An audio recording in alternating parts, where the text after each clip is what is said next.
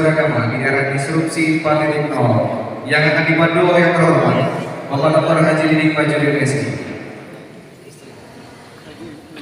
Beliau lahir di Majalengka pada tanggal 7 April tahun 1967. Jabatan saat ini sebagai Ketua Program Studi Magister Ilmu Administrasi Program Pasca Sarjana Universitas Majalengka. Kepada yang terhormat Bapak Dr. Haji Didik Fajrul MSI, disilakan. Pelaksananya kurang tepat, perikanannya konsep benar, tapi pelaksanaannya hanya bom, tenggelam, bakar gitu. Jadi ekonominya nggak tumbuh gitu. Kira-kira gitu lah. Lanjut. Nah berikutnya Pak Rektor dan seluruh hadirin, ini juga yang harus kita seriusi. Ternyata Indonesia itu mengalami namanya proses deindustrialisasi, Pak Kandet Agama itu, yaitu suatu proses di mana kontribusi sektor manufacturing, Mbak, PDB itu sudah menurun, Mas Rizky, tetapi income orang Indonesia atau negara itu belum mencapai 12.695. Ingat tadi ya, bahwa income per kapita kita kan baru 3.870 dolar. Nah, sedangkan kontribusi sektor pengolahan atau manufacturingnya di zaman akhir Pak Harto udah hampir 30%, Pak, syarat minimal negara maju udah 29%.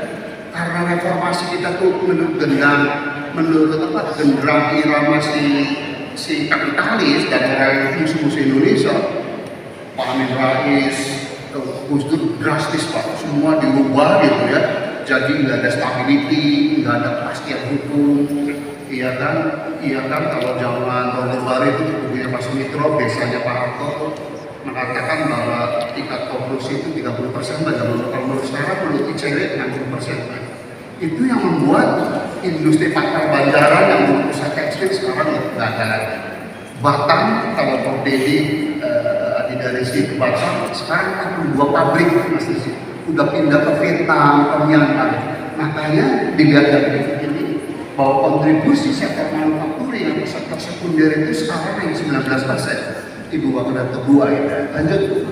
Dan ciri di sesi berikutnya adalah semakin banyak orang Indonesia yang kerja di sektor informal. Kalau tahun 2004 itu baru 42%, sekarang udah 60% lebih pada itu. Jadi kami orang Cirebon makin banyak yang jual skoten, ya kan? Orang Garut itu sahabat saya makin banyak ya kan potong rambut. Teman-teman saya sahabat dari Tasik makin banyak yang jual kreditan, jual payung lah sekarang. Sekampung istri saya kayak bumbu yang nakam itu makin banyak yang dilakukan informal, Pak. Ini ngeri ya. Kalau pemimpinan Indonesia itu baik presiden, menteri, gubernur, DPR, bupati, wali kota itu serius dan ikhlas mikirin Indonesia, Pak. Boleh jadi kayak Umar bin Abdul Aziz, susah tidur, seluruh kekayaannya pun disumbangkan, nah dia hidup dengan lampu minyak kalau urusan keluarga, kalau urusan negara baru pakai listrik negara, begitulah kira-kira. Lanjut. Dan ini mungkin untuk ibu-ibu nadia di mahasiswi ya, ngeri. Ternyata anak-anak kita yang mengalami stunting itu masih 30%, Pak. Padahal menurut WHO, negara yang bisa maju itu kalau stuntingnya maksimum 20%, Pak. Ini 30%. Lanjut. Kemudian, nah ini data dari Pak Soeharto mengenai rumah, Pak. Ternyata ada sekitar 62% rumah seluruh Indonesia itu tidak layak huni sebenarnya. Nggak ada sanitasinya, mohon maaf, nggak ada kamar mandinya dan seterusnya. Lanjut. Nah lalu konsultan dan semua itu ada mahasiswa, maka indeks pembangunan manusia atau Human Development Index kita pun baru 0,71 atau 71. Padahal Pak Rektor sekali lagi syarat negara maju itu IPM-nya minimal harusnya 80, Pak, 0,8. Kita tingkat nasional masih 0,71 kan. Nah mari kita lihat sebentar Jawa Barat, lanjut saya. Nah Jawa Barat gimana, ini apa ya tabel kemiskinan. Nanti kalau nasional kan yang miskin sekitar 9%, Jawa Barat sudah 7. Jadi Jawa Barat dalam kemiskinan Pak Rektor lebih baik dari nasional ya. Tetapi yang kemiskinannya paling tidak ada itu adalah Papua malah, Papua dan seterusnya. Lanjut. Mari kita lihat pengangguran. Nah, Jawa Barat ternyata soal pengangguran itu terburuk kedua di Indonesia ya. Lanjut. soal ketidakadilan gimana? Indonesia pun mereka ketidakadilan terburuk kedua Pak, karena koefisien Gini-nya 0,4. Padahal menurut rumus ekonomi suatu wilayah dikatakan adil kalau koefisien Gini-nya di bawah 0,3 ya. Lanjut. Nah, indeks pembangunan manusia untuk Jawa Barat hanya 0,72 Pak. Kita kalah nomor 1 DKI kan, kalau nggak salah. Jakarta dan seterusnya. Jadi ini kita untuk warga Jawa Barat harus bahu-membahu, Pak Rektor ya, bagaimana kita improving indeks pembangunan manusia. Lanjut. Ini menarik. Ternyata pendapatan regional bruto per kapita per DD kita tuh ya memiliki 23 Pak, dari 34 provinsi yang kita miliki, dan kita hanya 45 juta Pak. Padahal nasional sudah 62 juta, jadi parah ini Jawa Barat tuh. Sebenarnya saya ada data Majalengka, cuma karena waktu saya lanjutkan aja. Lanjut terus. Nah ini pertumbuhan ekonomi kita pun masih mudah. Nah sekarang penyebab ketertinggalan, lanjut. Nah jadi Pak, ya Pak Rektor ya, ada penyebab internal dan eksternal. Kalau eksternal jelas Pak itu. Pokoknya orang kapitalis, orang-orang musuh Indonesia itu nggak mau kita maju gitu aja gitu. Jadi begitulah, pemilu pun sangat liberal, one man one vote gitu. Padahal menurut Pak Budiono, mantan wakil presiden daerah Pak SBY itu, demokrasi liberal itu hanya cocok dan bagus kalau pendapatan per kapita penduduk negara itu udah 8.000 ke atas. Kita masih 3.800. Jadi nelayan saya kalau mau milih bupati harus dikasih uang 100.000, ya. Nah jadi untuk dari bupati, wali kota itu minimal 30 miliar. Padahal gaji bupati wali kota masih ya, hanya 10 juta per bulan ya. Itulah membuat 82% kepala daerah itu kena OTK-nya Pak Firly, ya, karena kemunafikan semacam itu gitu. Dan kita umat Islam diem aja dari kemunafikan. Nggak takut nanti di akhirat kita bakal bagaimana gitu. Kemudian kalau penyebab internalnya ada 4, nah inilah pentingnya UNMAS Pak Rektor. Kita belum punya konsep pembangunan. Menurut saya UNMAS untuk level paling dekat kita bantu Pak Kapal Sobahi bagaimana peta jalan pembangunan Majalengka, Jawa Barat. Yang kedua adalah soal kualitas SDM, etos kerja, dan yang keempat, mohon maaf ya, Mas Rizky, Prof. Dedi, kalau catatan saya belum ada. Kita punya pemimpin yang negarawan, pemimpin yang kalau Bung Hatta itu yang mementingkan negara bangsa ketimbang diri sendiri, gitu. Iya kan? Itu kesimpulannya itu aja. Erdogan Pak secara sederhana dan dia itu sangat dan menarik loh. Erdogan ternyata S1-nya dari fisik Pak, dan dia pemain bola Pak. Jadi itu nanti ada realisasi rupanya kecerdasan otak kanan itu lebih penting dari otak kiri, kira-kira pesannya gitu. Lanjut. Nah Pak Moderator, karena waktu ini saya ada data-datanya ya. Jadi intinya bahwa syarat negara maju dan makmur untuk kualitas SDM, riset dan inovasi, tapi hampir semua indikator SDM direktur riset dan inovasi kita tuh memble Pak. Ini datanya gitu loh kira-kira. Ini statement aja bahwa betapa pentingnya inovasi untuk kemajuan bangsa Pak. Lanjut. Nah ini karena ini kan nanti di copy aja berarti sebarkan. Lanjut. Nah ini ada korelasi bahwa semakin besar ya dana riset itu semakin maju suatu negara. Lanjut. Nah jadi ini statement saya setelah saya pelajari semua data gitu ya. Jadi syaratnya itu belum dipenuhi Pak, kenapa kita nggak maju. Lanjut. Nah contoh aja Pak, di negara maju itu hadirat itu minimal tenaga kerja itu pendidikannya SMA. Ini 38% SD atau tidak lulus SD. Yang SMA perguruan tinggi mungkin 1%. Pak, itu salah satu produktivitas kita itu rendah. Lanjut. Nah ini perbandingan dengan negara maju, bagaimana tenaga kerja Dedi yang lulus perguruan tinggi tadi akan 12%. Menurut saya Kanada paling tinggi 50 sekian persen. Lanjut. Kemudian produktivitas menurun. Saya berdoa ya mudah-mudahan Allah memberikan taufik dan hidayah kepada kita. Kehadiran saya dengan Prof. Dedi itu benar-benar bisa menginspirasi sivitas Unimam bukan hanya studentnya, tetapi juga dosen dan juga tenaga non akademik supaya kerja lebih keras lagi lah gitu. Dan lebih cerdas lagi dan lebih kompak lagi karena produktivitas lebih baik. Lanjut. Kemudian di anak-anak itu mungkin ada mahasiswa yang belum tahu ya, dari OECD atau Organization for Economic Cooperation Development setiap 4 tahun itu mengadakan penelitian. Jadi SMP kelas 3 di seluruh dunia itu diteliti. Nah data ini 2016 kalau nggak salah, 77 negara yang diteliti anak SMP kelas 3 itu.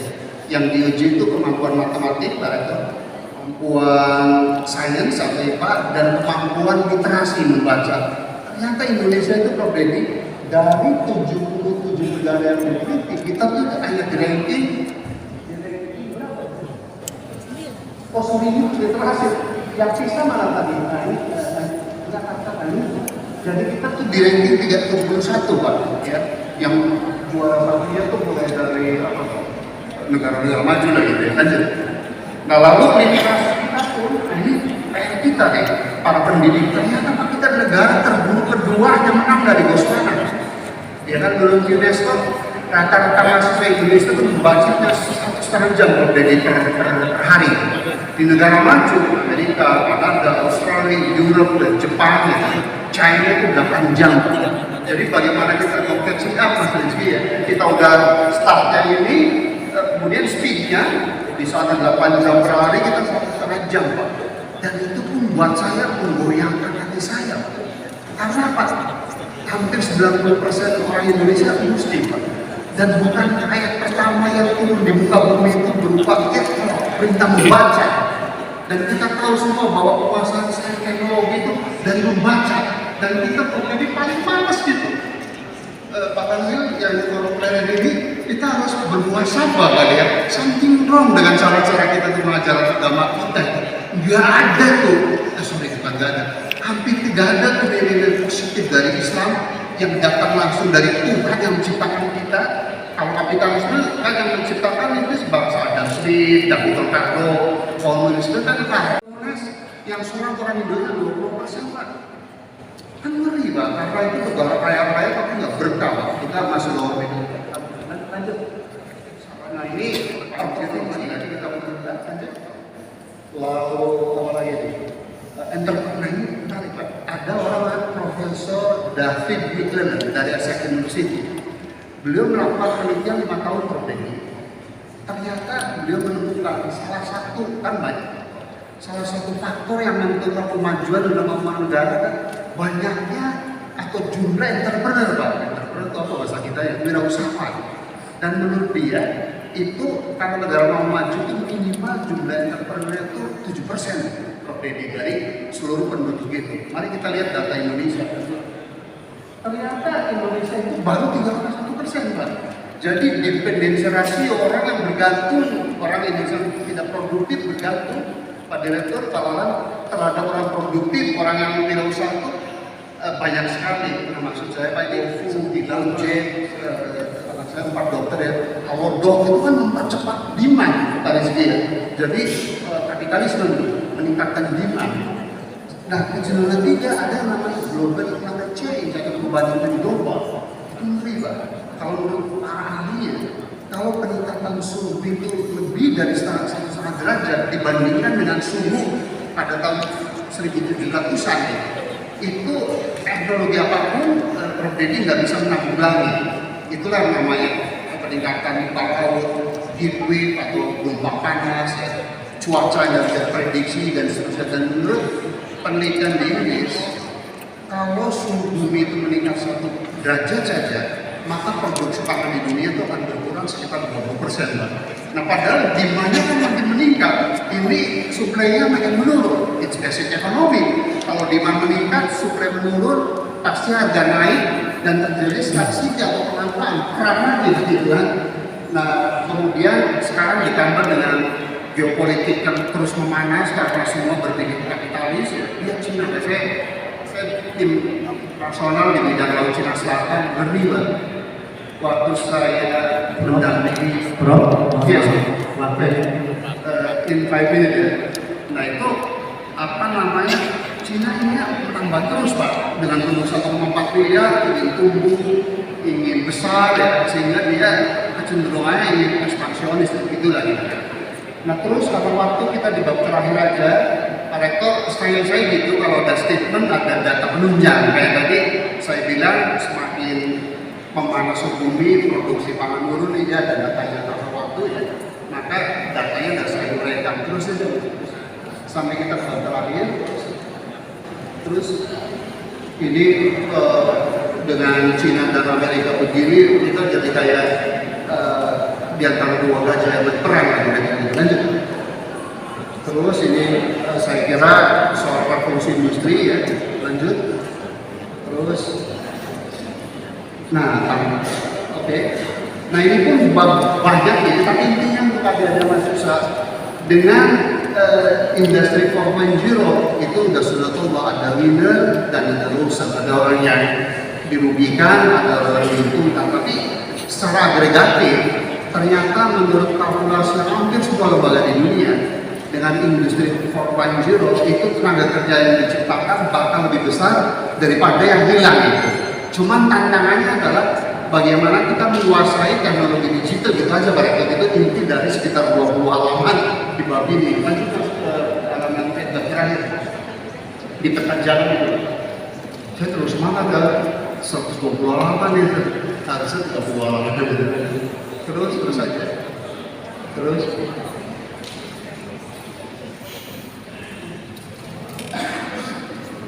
Oh iya, cuma catatan Pak Rektor mudah-mudahan ada wakil dari ITB yang saya ngeri Prof Dedi ya, 90% lebih anak-anak muda kita yang menciptakan aplikasi ini Mas Dedi, semuanya di fintech, keuangan, kemudian di commerce. Jadi tadi kalau model Gojek Mas Radim kan mempercepat orang pesan taksi gini.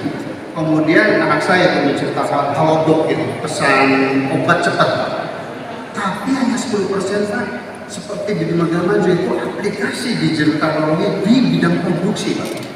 Di sepanjang 400 km ada 2 nano biotech. Di Indonesia sampai sekarang belum ada satupun, padahal seperti diungkapkan Pak Direktur tadi, itu kan mega biodiversity.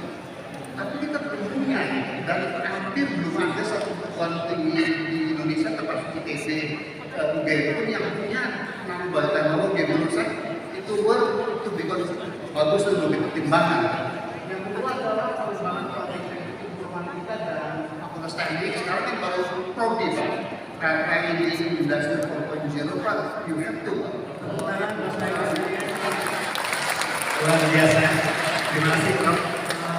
Di sini beliau menyampaikan kata-kata kunci yang lain, bahwa kalau kita membangun ini bukan berangkat dari perbedaan. Berangkatlah dari persamaan satu nusa, satu bangsa, satu bahasa. Itu kata kuncinya, dan beliau tadi menyampaikan fakta-fakta di antaranya penduduk, kemudian kepulauan, SDA, dan letak geografi. Namun demikian ada fenomena yang menarik, bahwa Indonesia itu belum menjadi negara produsen, tapi masih banyak Indonesia itu bukan produsen tapi user. Hanya kebanyakan kita itu hanya menjadi pengguna, hanya menjadi konsumen, bukan menjadi produsen. Beliau bicara kemiskinan kita tahu ada kemiskinan struktural, kemiskinan kultural. Jangan-jangan kemiskinan kultural ini yang dominan lebih daripada kemalasan sebagainya. Beliau menyoroti tentang SDGs, Sustainable Development Goals, dengan IPN, Indeks Pembangunan Manusia, Pendidikan, Kesehatan, Daya Beli. Makanya Pak Jokowi visinya adalah Indonesia Emas 2045 ya, Prof ya.